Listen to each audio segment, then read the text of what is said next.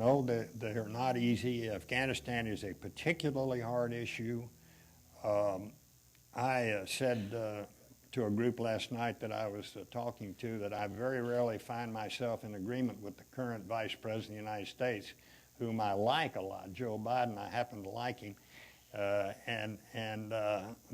but I don't share many of his policy prescriptions. But I agreed with him when he argued in the internal councils of the Obama administration that we ought to have a policy of counterterrorism in Afghanistan and not a policy of counterinsurgency where you try to build a civil society there.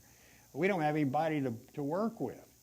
The Karzai government is very, very, very weak and not totally reliable. Pakistan has turned out to be extremely unreliable. So I, for one, think that,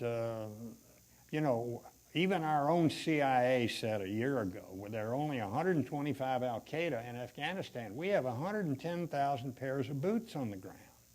And we don't have any money. We're broke. And we're trying to finance this war. I don't know what it's costing, how many billions of dollars a day or a week, but it's more than we can afford.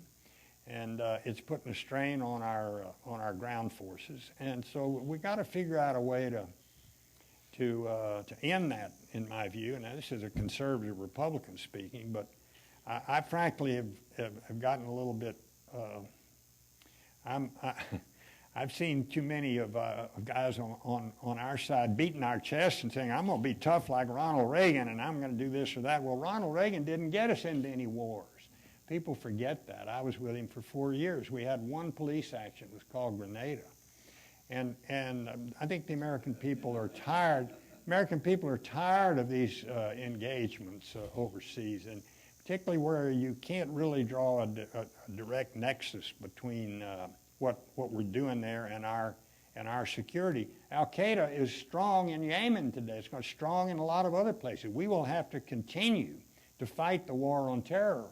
But I don't think we should fight it by having 110,000 boots on the ground in a place like Afghanistan, where neither the Soviet Union nor the United Kingdom were ever able to do anything good. I mean, how are you going to build a civil society in Afghanistan? I think we ought to have a policy of counterterrorism there, use the drones, use assassinations when we find that people are plotting terror against us and that sort of thing.